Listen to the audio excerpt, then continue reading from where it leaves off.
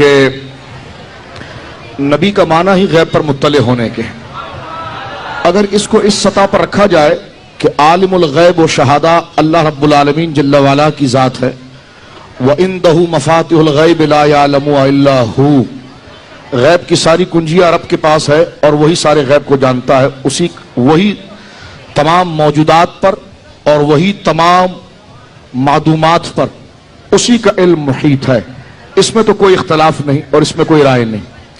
علم ازلی، علم استقلالی، علم ذاتی، یہ اللہ رب العالمین جل وعلا کی صفات خاصہ ہے، لیکن قرآن مجید فرقان حمید کی ایک نہیں متعدد آیات اس بات کو ذکر کرتی ہے کہ اللہ رب العالمین جل وعلا اپنے اسرار سے اور ان غیوبات سے جس اپنے محبوب نبی کو چاہتا ہے اس پر مطلع فرماتا ہے۔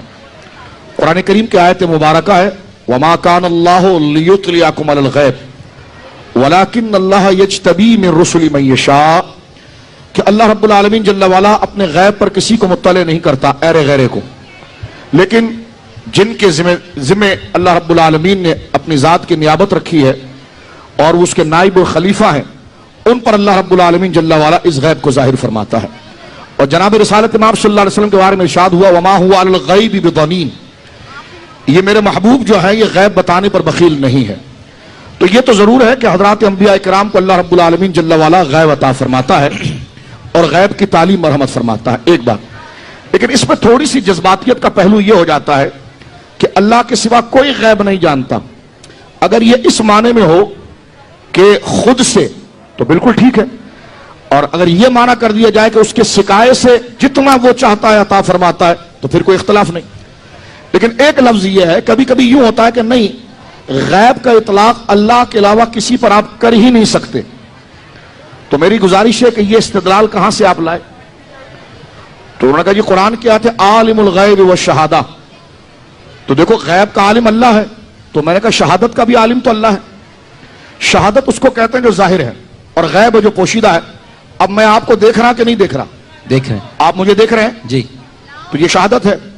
تو اگر میں آپ کے لیے مانوں کہ آپ جو سامنے چیزیں نظر آ رہی ہے آپ کو موجود ہے، آپ مشہود کو دیکھ رہے ہیں، تو یہ شرک تو نہیں ہوگا، کیونکہ غیب جاننا ہی صرف اللہ کی صفت نہیں، شہادت کو جاننا بھی اللہ کی صفت ہے۔ واہ واہ، یہ عجیب قرینہ ہے کہ شہادت تو ہر ایک کے لیے مان لی جاتی ہے، لیکن غیب میں شرک کا پہلو آ جاتا ہے، کیونکہ دونوں اللہ کی صفت ہے نا، عالم الغیب والشہادہ، غیب کا عالم بھی اللہ ہے اور شہادت کا عالم بھی اللہ ہے۔ جس طرح ہم یہ کہتے ہیں کہ جو ہم دیکھ رہے ہیں یہ طاقت اللہ نے عطا فرمائی ہے، اس کی دی ہوئی طاقت سے ہم مشاہدہ کر رہے ہیں، اسی طرح غیب کے بارے میں حضرات انبیاء کرام کے بارے میں جو کہا جاتا ہے کہ وہ خود سے نہیں جانتے، اللہ رب العالمین جل وعلا بذریعہ وحی ذالک من انباء الغیب نوحی الیک، اللہ فرماتا ہے یہ جو وحی محبوب ہم آپ پر کر رہے ہیں یہ غیب ہی ہے۔ اور ایک آخری بات میں یہاں سے عرض کر دینا چاہتا ہوں، وہ یہ ہے کہ جناب رسالت امام صلی اللہ علیہ وسلم کو کتنا عطا کیا گیا، اس میں تو امت کا اجماع ہے کہ تمام فرد بشر یہاں تک کہ جماعت انبیاء پر سب سے بڑا علم اور اعلم، سب سے زیادہ جاننے والی شخصیت یہ حضور علیہ الصلوۃ والسلام کی ہے۔ ہمارے فقہاء نے، ہمارے سیر و اعلام کے ماہرین نے اس مسئلے کو لکھا علم کلام میں کہ اگر کوئی شخص یہ جملہ کہے کہ فلاں شخص حضور سے زیادہ جانتا ہے تو وہ دار اسلام سے خارج ہے، اس لیے کہ یہ سب کے حکم میں ہے، یہ نبی کو سب کرنا ہے معاذ اللہ، تو اس لیے اس کو اہانت کہا گیا ہے۔ تو اس میں تو کوئی شک نہیں کہ اللہ رب العالمین جل وعلا نے سب سے کامل اور اکمل علم اپنی خلق میں حضرات انبیاء کو عطا فرمایا، اور حضرات انبیاء میں سب سے مکمل اور اعلیٰ علم جو ہے وہ رسول کریم صلی اللہ علیہ وسلم کو عطا فرمایا۔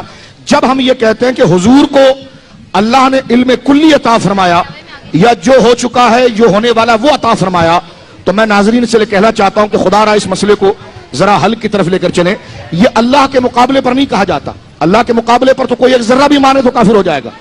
یہ اللہ کے مقابلے پر علم کلی کی بات نہیں کی جاتی، یہ اللہ کے مقابلے پر جمی ما کان و ما یکون کی بات نہیں کی جاتی، بلکہ یہ جو بات کی جاتی ہے یہ اللہ کی مخلوق کے مقابلے میں، اور اس میں کوئی دو رائے نہیں کہ خدا کی مخلوق میں سب سے کامل علم اور کلی علم جو ہے وہ ذات مصطفیٰ کریم صلی اللہ علیہ وسلم کا ہے، اس میں کوئی حرج نہیں ہے، اور اللہ رب العالمین اس کی تعلیم عطا فرماتا ہے۔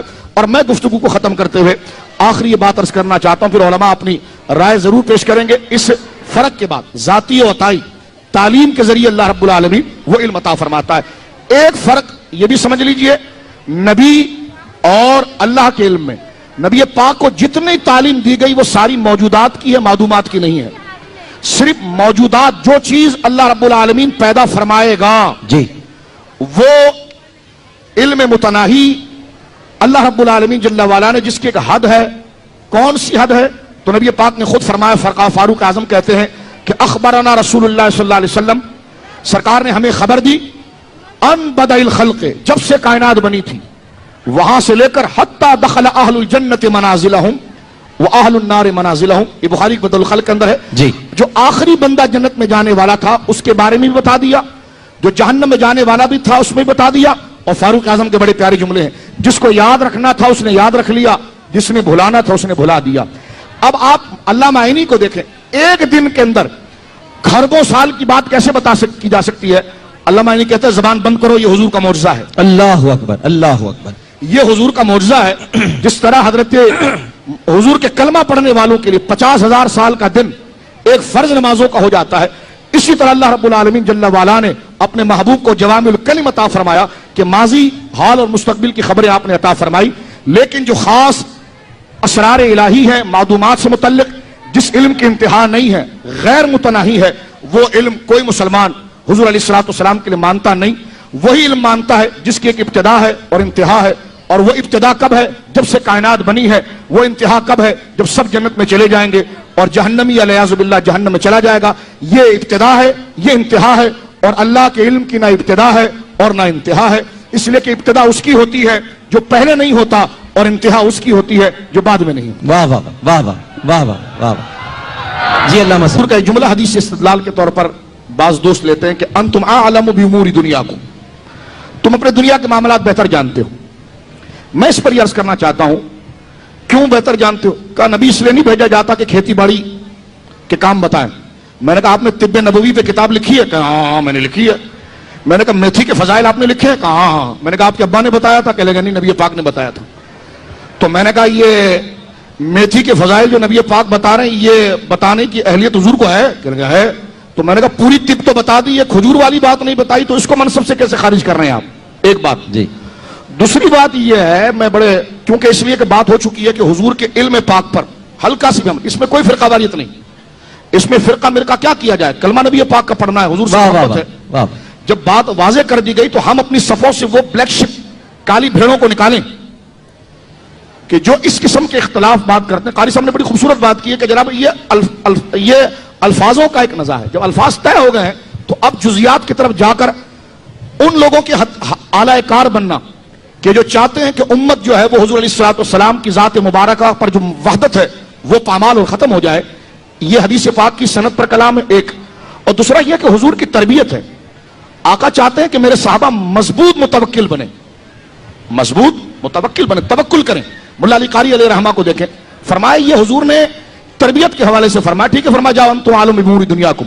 محدثین نے لکھا کر واقعی میں وہ ایسا کرتے تو تعبیر نخل سے اتنا کھجور نہیں ہوتا، 100 گنا کھجور اس اعتبار سے ہوتا جو حضور سکھا رہے تھے۔ واہ واہ واہ۔ تو تعلیم کے حوالے سے تو لہٰذا میں اس بات کو کسی نزاع کو پیدا کرنے کے لیے نہیں عرض کر رہا ہوں، ذات مصطفیٰ ہمارا مرکز و محور ہے، کی محمد سے وفا تو نے تو ہم تیرے ہیں، یہ جہاں چیز ہے تو کسی کی جاگیر نہیں، ہم سب نے حضور سے محبت کرنی ہے اور حضور سے ہمارا ایمان وابستہ ہے۔